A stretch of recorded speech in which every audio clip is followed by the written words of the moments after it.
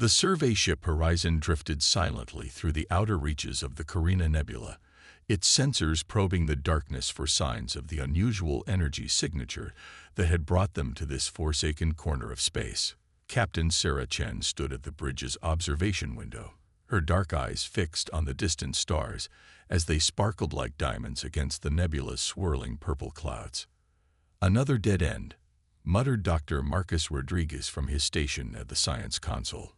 3 weeks of following these quantum echoes, and we found nothing but space dust and silence. Sarah didn't respond immediately. 20 years of deep space exploration had taught her patience. Humanity had spent the last century trying to prove itself worthy of joining the Galactic Concordat, that exclusive club of advanced civilizations that govern most of known space. Every mission could be the one that finally earned them a seat at the table.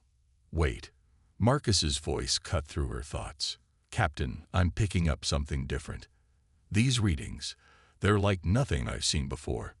The Horizon's engines hummed to life as they adjusted course toward a system that hadn't appeared on any of their charts. As they drew closer, Sarah felt her heart rate quicken. Through the observation window, she could see a pale blue star surrounded by 3 planets, but it was the second world that caught her attention. "There are artificial structures on the surface," Marcus reported, his voice tight with excitement. "And life signs. Faint, but they're there." Sarah straightened her uniform. "Send word to Earth. We found something." The descent through the planet's atmosphere revealed a world of faded glory. Vast cities stretched across the landscape, their towering spires reaching toward the sky like skeletal fingers. But the buildings were crumbling, their once gleaming surfaces dulled by time and neglect. The air was thick with particles that their sensors identified as the remnants of advanced technology, now reduced to dust.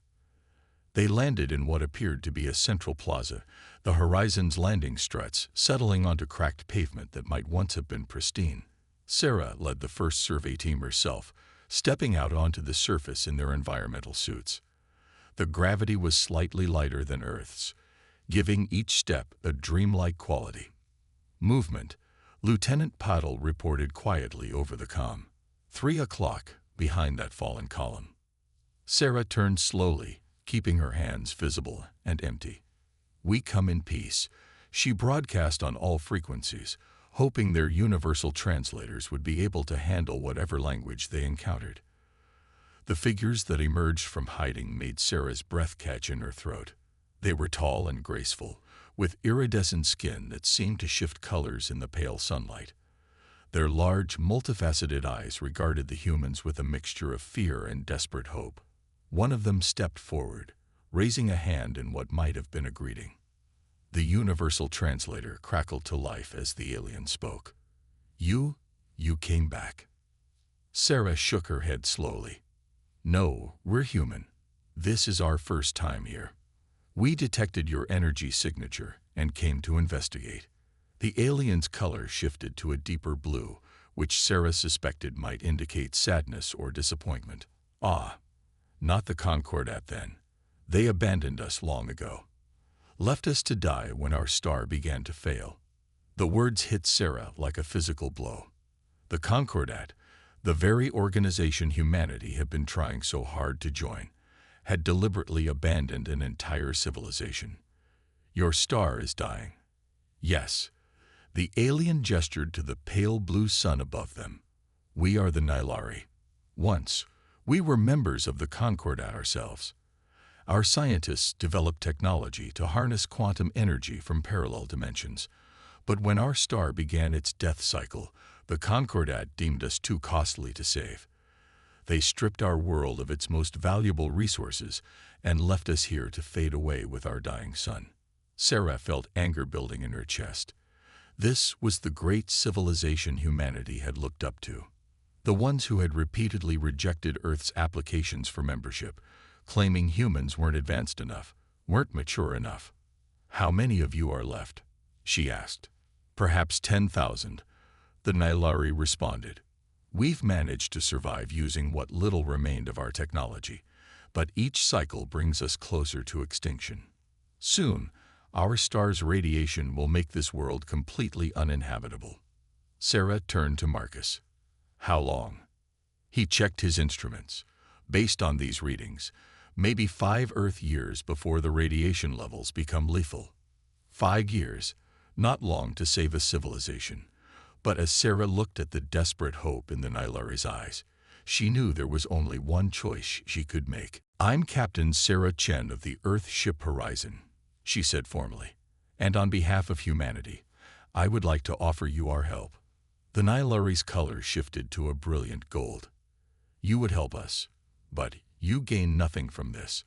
We have no resources left to trade, no technology that hasn't been stripped away or broken down. Sarah smiled behind her faceplate. Sometimes helping others is its own reward. Besides, humanity knows what it's like to be underestimated and dismissed by the Concordat. Maybe it's time we showed them a different way. She keyed her comm unit. Chen to Horizon. Contact Earth Command. Tell them we're going to need every colony ship we can spare. And tell them to bring the quantum drive prototypes from the Titan facility. We've just found the people who can help us perfect them. As she spoke these words, Sarah knew she was committing humanity to a course that would change not just the fate of the Nylari, but the balance of power in the galaxy itself. The Concordat had abandoned these people, leaving them to die among the ruins of their civilization.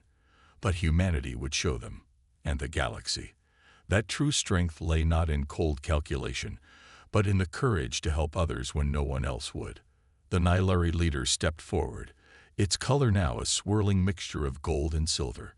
You would risk the Concordat's displeasure to help us. Sarah's smile widened. Let them be displeased. It's time someone showed them that their way isn't the only way. The universe is vast enough for those who choose hope over fear, compassion over convenience. As the sun set on that first day of contact, casting long shadows across the ruins of the Nylari city, Sarah knew they had found something far more valuable than just another civilization to study. They had found a chance to prove that humanity's greatest strength wasn't in its technology or its resources, but in its unwavering determination to do what was right, no matter the cost. The real work and the real challenges were just beginning. But as Sarah watched her crew already beginning to set up emergency power generators and medical facilities, she felt a surge of pride. This was what humanity had been waiting for. Not a chance to join the Concordat, but an opportunity to show the galaxy a better way. The news of humanity's decision to aid the Nylari spread through the galaxy like a shockwave. 3 months after first contact, the Horizon's landing plaza had transformed into a bustling command center. Colony ships arrived weekly, bringing supplies, technology, and volunteers eager to help. But with them came the inevitable diplomatic storm. Captain Chen stood in the newly established operations center, watching holographic displays of ships moving through the system. The room buzzed with activity as human and Nylari personnel worked side by side, their collaborative efforts already bearing fruit. The Nylari's knowledge of quantum mechanics had accelerated humanity's research by decades. Captain, Lieutenant Patel's voice was tense. We're detecting 3 Concordat vessels entering the system. Heavy cruiser class. Sarah's jaw tightened. They'd known this confrontation was coming, but she'd hoped for more time. Alert Earth Command. And get me Ambassador Kelvin. The holographic image of Ambassador James Kelvin materialized moments later. His usually composed features were drawn with concern. I've just received word from the Concordat Council. They're demanding we cease all operations and withdraw from the system immediately. On what grounds? Sarah asked, though she already knew the answer. They're claiming we're interfering with their sovereign territory.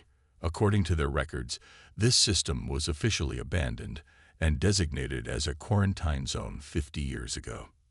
Sarah's fists clenched. They abandoned these people to die.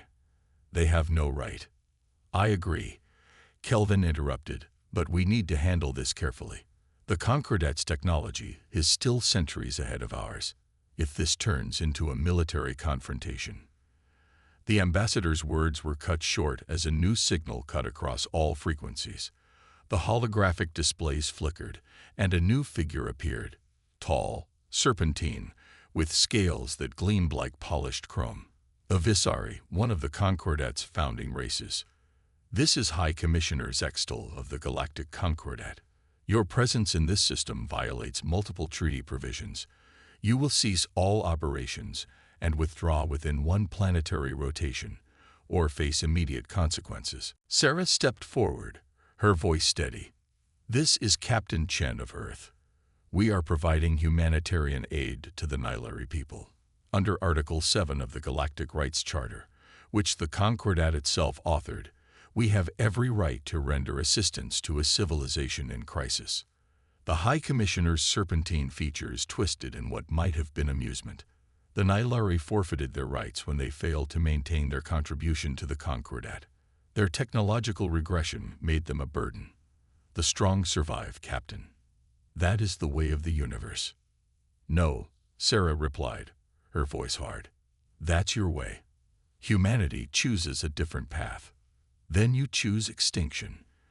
The High Commissioner's image flickered. You have one rotation. As the transmission ended, the operations center erupted in activity. Sarah turned to find Velax, the Nylari leader she'd first met 3 months ago, standing beside her. His skin had shifted to a deep purple. Worry. You should go, Velax said softly. We are grateful for all you've done, but we cannot ask you to die for us. Sarah looked around the room, at the humans and Nylari working together, at the progress they'd made. In 3 months, they'd restored power to major cities, begun developing plans to stabilize the star, and started building a future these people had thought lost forever. We're not going anywhere, she said. Humanity has spent too long trying to prove ourselves worthy of joining the Concordat. But maybe we were asking the wrong question. Maybe instead of proving ourselves to them, we needed to prove something to ourselves. She opened a channel to Earth Command. This is Captain Chen. The Concordat has issued an ultimatum. Request immediate implementation of Protocol Phoenix. The response came quickly. Protocol Phoenix authorized, Captain. The fleet is on its way. Hold your ground. Sarah turned to her crew. Send word to all ships in the system. Begin evacuation of non-essential personnel. Move all critical research and quantum drive components to the underground facilities. And get me a direct line to the Nylari Science Council. It's time to show the Concordat what happens when human determination meets Nylari ingenuity. The next 20 hours were a blur of activity. The quantum drive research that had been theoretical suddenly found practical application as human and Nylari scientists worked frantically to integrate their technologies. If they couldn't match the Concordat's raw power, they would have to outsmart them. As the deadline approached, Sarah stood on the observation deck, watching the 3 Concordat ships looming in orbit. They were beautiful in their terrible way, all sleek lines and advanced technology. But they represented everything humanity had chosen to reject. The idea that power gave you the right to decide who lived and who died. The quantum shield network is ready, Marcus reported. The Nylari modifications have increased its theoretical effectiveness by 300%, but it's never been tested against Concordat weapons. Today's a good day for a test then, Sarah replied. She opened a channel to all human and Nylari frequencies. This is Captain Chen. In a few minutes, the Concordat will likely open fire. They expect us to run, to abandon our principles in the face of superior force. They believe that might makes right, that the strong should rule and the weak should perish. She paused, looking at the faces around her, human and alien alike, all united in purpose. But there's a different kind of strength. The strength to stand up for what's right, even when it costs you. The strength to help others, even when there's nothing to gain. That's humanity's strength, and today, we share it with the Nylari. The first Concordat ship fired, a lance of energy that would have vaporized a normal planetary shield. Instead, it met the quantum-enhanced barrier and scattered into 1,000 harmless fragments. The combined human and Nylari technology had worked. As the Earth fleet emerged from quantum space behind the Concordat vessels, Sarah allowed herself a small smile. The real battle was just beginning, but they had already won something more important than any military victory. They had shown the galaxy that there was another way, that compassion could be stronger than fear, and that sometimes the greatest power lay not in domination, but in the simple choice to help those in need. The weeks following the Concordat's failed attack transformed the Nylari homeworld into something unprecedented in galactic history. Where crumbling ruins had stood, new structures rose. Not purely human, not purely Nylari, but a harmonious blend of both civilizations' architectural styles and technologies. The quantum shield that had repelled the Concordat's attack now powered a network of atmospheric processors, gradually cleansing the air of centuries of decay. In her temporary quarters beneath the surface, Captain Chen reviewed the latest progress reports with a mixture of pride and concern. The Concordat had withdrawn their ships, but everyone knew they would return with a larger force. It wasn't a question of if, but when. The quantum integration is proceeding faster than we expected, Dr. Rodriguez reported, his holographic image flickering slightly due to the interference from their ongoing experiments. The Nylari's understanding of dimensional mechanics is revolutionary, combined with our practical engineering approach. He paused, shaking his head in amazement. We're achieving things that should be impossible. Sarah stood, walking to the window that overlooked the vast underground chamber where humans and Nylari worked together. Show me. Marcus's image was replaced by a technical schematic. We're calling it the dimensional anchor. The Nylari always had the theoretical knowledge to stabilize their star, but they lacked the raw industrial capacity to build the necessary equipment. We're providing that, along with some innovations of our own. Will it be ready in time? That's the thing, Captain. Marcus's excitement was palpable. We're not just stabilizing their star anymore. We're going to transform it. In the main research facility, Velax led Sarah through a maze of equipment. His skin shimmered with patterns of gold and blue, excitement tempered with caution. Your people's perspective has been invaluable, he explained. We were so focused on the theoretical, on pursuing pure knowledge, that we sometimes forgot the importance of practical application. They stopped before a massive device that hummed with barely contained energy. This prototype combines our quantum understanding with your fusion technology. When fully implemented, it won't just prevent our star from dying. It will reverse the process, returning it to its prime. Sarah watched as human and Nylari scientists worked seamlessly together, each bringing their own strengths to the project. The Concordat said you were regressing, that you were a burden. Velax's skin darkened momentarily. They judged us by their standards, by our ability to provide them with military advantages and economic benefits.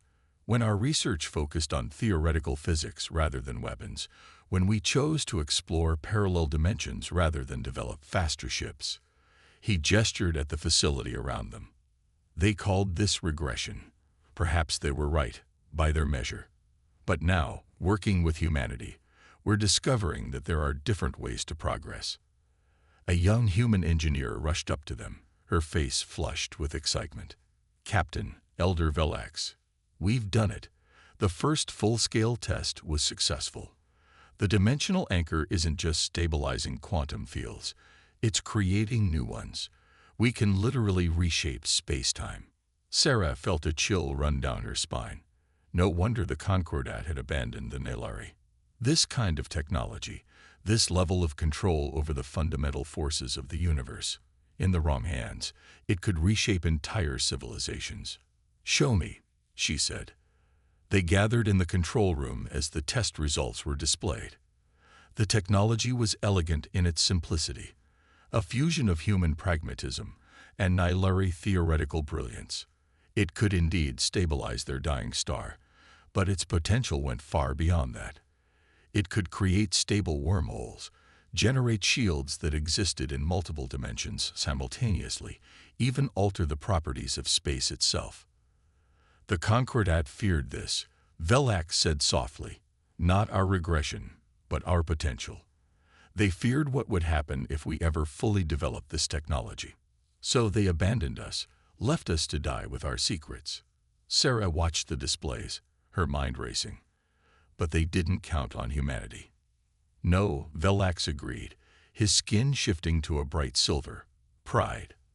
They didn't count on a species that would help without asking for anything in return.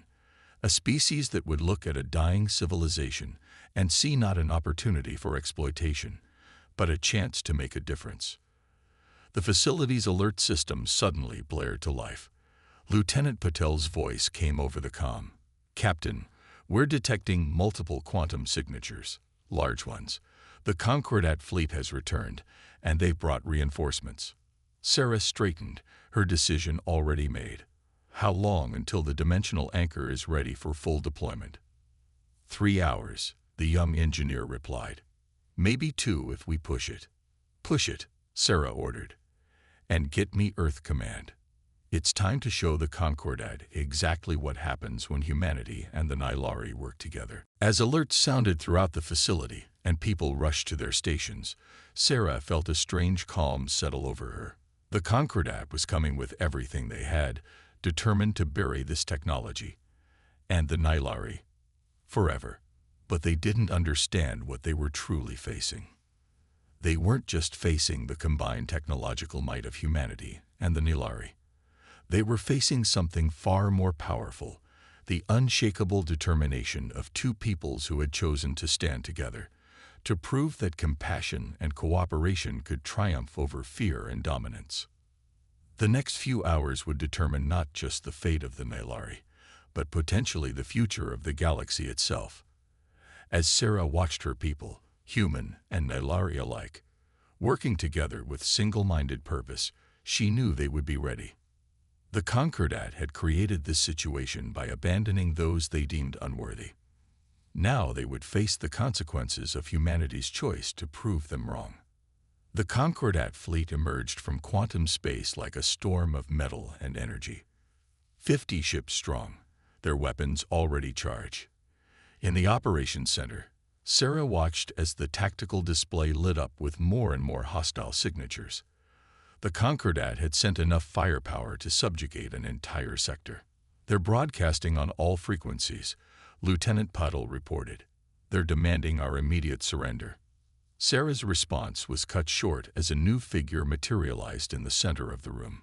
A holographic projection of unprecedented clarity. High Commissioner Zextal's serpentine form towered over them, his chrome scales reflecting light that wasn't there. "Captain Chen," he said, voice tripping with false courtesy. "I've been authorized to offer you terms. Withdraw your forces, abandon the Nylari, and the Concordat will consider this unfortunate incident closed. You may even retain your application for membership." Sarah smiled, but there was no warmth in it. "Before you continue threatening us, Commissioner, there's something you should know, something the Nylari just shared with us about why you really abandoned them." The hologram flickered slightly, the first crack in Zextal's composure. "Their technological regression was a lie," Sarah interrupted. "The truth is, you feared them. You feared what they discovered." She nodded to Velax, who stepped forward, his skin pulsing with patterns of silver and gold that the Concordat leader couldn't help but track with his eyes.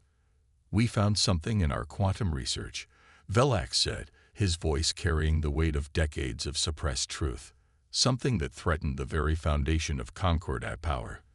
We discovered that the quantum barriers between dimensions weren't natural. They were constructed." The hologram of Zextal went completely still. In that moment of silence, Sarah knew they had him. "The Concordat didn't rise to power naturally, did they?" she pressed. "You found the remnants of an ancient civilization's technology, quantum barriers designed to separate and control different dimensions. You used that technology to establish your dominance, pretending it was your own achievement. But the Nylari were getting too close to the truth." "You understand nothing," Zextal hissed. "The barriers maintain order. They prevent chaos. Without them, the galaxy would be free to progress naturally." Sarah finished. "Without artificial constraints, without your control. The operations center erupted in activity as sensors detected weapons lock from the Concordat fleet. Zextal's hologram grew larger, more menacing. You have no conception of what you're meddling with. The barriers are all that stand between civilization and chaos. We are their appointed guardians. No, Sarah cut him off. You're their jailers. And we're about to break those chains. She nodded to Marcus, who had been waiting at his station. The dimensional anchor is ready, Captain. All quantum matrices aligned. You cannot possibly understand the forces you're dealing with, Zextal warned, but there was fear in his voice now. Real fear. Sarah looked around the room at her crew, at the Nylari working alongside them, all united in purpose. That's where you're wrong, Commissioner. We understand perfectly. The Nylari provided the theoretical knowledge. Humanity provided the will to act. Together, we've done what you feared most. We've learned to manipulate the barriers ourselves. The hologram started to speak again, but Sarah cut the transmission. Marcus, begin the sequence. Throughout the underground facility, the dimensional anchor hummed to life. Energy coursed through conduits designed by human engineers based on Nylari quantum principles. On screens throughout the command center, they could see the fabric of space itself beginning to shift and ripple. Multiple quantum signatures detected. Patel called out. The Concordat fleet is powering up their main weapons. They're too late, Marcus said quietly. The cascade has begun. Around the planet, around the star system, and spreading rapidly outward, the quantum barriers that had artificially limited technological progress for centuries began to dissolve. Not violently, not catastrophically, but naturally, like ice melting in the spring. The effect on the Concordat fleet was immediate. Their weapons, their shields, their very ships had been built using borrowed technology they didn't fully understand. As the artificial quantum barriers fell, their systems began to fail. We're receiving signals from across the sector, Paddle reported, her voice filled with wonder. Other civilizations, they're reporting their technology is evolving, changing, growing. Sarah watched as the mighty Concordat fleet hung powerless in space, their stolen advantages stripped away. Send to all frequencies. This is Captain Sarah Chen. The age of artificial barriers is over. The Concordat's control was built on a lie, maintained by suppressing and abandoning those who came too close to the truth. But humanity and the Nylari chose a different path.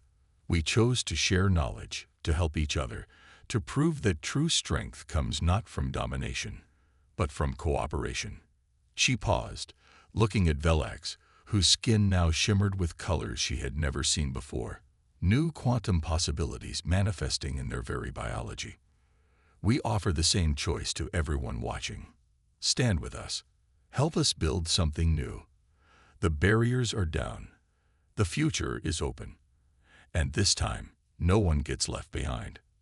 The responses began flooding in, from other abandoned civilizations, from suppressed worlds, even from some Concordat member species who had never known the truth about their own power. The galaxy was awakening, and nothing would ever be the same. As the Concordat fleet retreated in disarray, Sarah felt the weight of the moment. They had done more than save one civilization. They had freed an entire galaxy from invisible chains, and they had done it not through superior firepower or tactical brilliance, but through the simple human traits that the Concordat had dismissed as weaknesses: compassion, cooperation, and the unshakable determination to help others. 1 year after the fall of the quantum barriers, the Nylari homeworld had become the center of a new galactic renaissance. Where once stood ruins, a magnificent city now rose into the clouds, its architecture a seamless blend of a dozen different species styles. The pale blue star that had once been dying now burned bright and strong, its quantum matrix stabilized and enhanced by technology that would have seemed like magic just a year ago. Sarah Chen, now Admiral Chen of the newly formed Galactic Cooperation Fleet, stood in the Grand Assembly Hall alongside representatives from hundreds of worlds. Some were former Concordat members who had chosen a new path. Others were previously abandoned civilizations, emerging from the shadows to reclaim their place in the galaxy. All were here because humanity had chosen to help one dying race, setting off a chain reaction that transformed the known universe. The quantum renaissance has exceeded our wildest expectations, Marcus explained to the assembled delegates, his excitement barely contained. Without the artificial barriers, civilizations are developing technologies that combine their unique perspectives and abilities. The Nilari's theoretical frameworks, merged with human determination and engineering, have created a foundation for advancements that benefit everyone. Velax, now the head of the Interspecies Science Council, stepped forward. His skin rippled with patterns that would have been impossible before the barriers fell, complex quantum states made visible through evolved Nilari biology. But the greatest discovery wasn't technological, he said, his voice carrying easily through the vast chamber. It was the power of choice.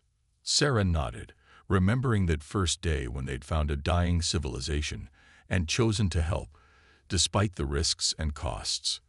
The Concordat believed that power came from control, from limiting others to maintain their advantage. They were wrong. Real power comes from lifting each other up, from choosing to help even when there's nothing to gain. The assembly hall's displays showed scenes from across the galaxy, new quantum ships that could traverse dimensions as easily as space, worlds once thought dead now flourishing with restored ecosystems, and everywhere, people of different species working together, learning from each other, growing together. The remaining Concordat worlds have requested membership in the cooperation, Lieutenant Puddle reported, now a diplomat in her own right. Not as rulers, but as equals. They've seen what's possible when we work together instead of trying to dominate each other. Sarah watched as a group of young Nilari children played with human, Visari, and other species children in the garden outside. Their laughter carried through the transparent walls, a sound that would have been impossible just a year ago. And the quantum evolution? She asked. Marcus pulled up the latest data. Accelerating, but naturally this time. Without artificial constraints, species are developing along their own paths while sharing knowledge freely. The Nilari's color-shifting abilities have evolved into a form of quantum communication. Human intuition and adaptability have merged with enhanced cognitive abilities. Every species is finding its own way to grow, to contribute, to become more than they were. There are challenges ahead, Velax acknowledged, his patterns shifting to thoughtful blues and purples. Some fear change, even positive change. Not everyone is comfortable with such rapid progress. Sarah smiled. That's why we're here. Not to force anyone along a particular path, but to offer choices. To help those who want help, to learn from those willing to teach, and to ensure that no one ever has to face the darkness alone again. The assembly hall filled with light as the star reached its zenith, its restored energy streaming through quantum-enhanced windows. Representatives from hundreds of worlds stood together, their differences celebrated rather than feared, their unique perspectives contributing to a whole greater than its parts. A year ago, Sarah addressed the gathering. Humanity was trying to prove itself worthy of joining the Concordat. We thought that was the path to the stars, to becoming part of something greater. We were wrong. The true path wasn't in proving ourselves to others, but in proving something to ourselves, that compassion isn't weakness, that helping others makes us all stronger, and that the greatest adventures begin with a simple choice to do what's right. The assembly erupted in applause, a cacophony of different sounds from different species, all expressing the same emotion. Hope. Hope for a future where no civilization would be abandoned, where progress meant lifting everyone up rather than holding anyone down. As Sarah looked out over the gathered representatives, she remembered the crumbling ruins they'd first discovered, the desperate faces of the Nilari who had thought themselves forgotten. Now those same people stood tall, their civilization not just restored but transformed, their knowledge and culture enriching the entire galaxy. The quantum barriers had fallen, but something stronger had taken their place. Bonds of trust, of mutual respect, of shared purpose. Humanity had found its place in the galaxy, not by proving itself to an exclusive club, but by staying true to its deepest values: compassion, determination, and the unshakable belief that everyone deserved a chance to reach for the stars. Outside the assembly hall, the restored sun shone brightly over a galaxy awakening to new possibilities. The age of artificial limits was over. The age of cooperation had begun, and it had all started with a simple choice: the choice to help those in need, to stand up for what was right, and to prove that the greatest power in the universe wasn't the ability to control others, but the willingness to lift them up. The story of humanity and the Nylari would be told for generations across countless worlds, not as a tale of military might or technological superiority, but as a reminder that true strength lies in the choices we make and the hands we extend to others. In the end, that was humanity's greatest gift to the galaxy, not the technology they helped develop or the battles they helped win, but the simple, powerful truth that no one had to face the future alone.